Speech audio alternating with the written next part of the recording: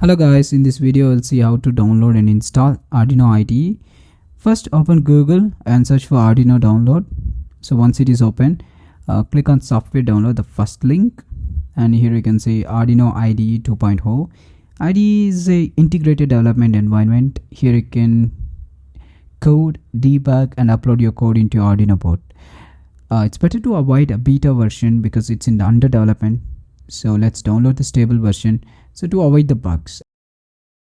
In the downside we can see legacy 1.8 stable version, and if you got errors also on the internet, you can find it, what is that error and how to fix it. So if you're using Windows 10, 11 or 7, click on Windows newer. My one is Mac, so I'm clicking on Mac OS. Let's go to the next page. Here you can find the just download button. Click on it for software file to download. It's gonna take some time, depends on the internet speed.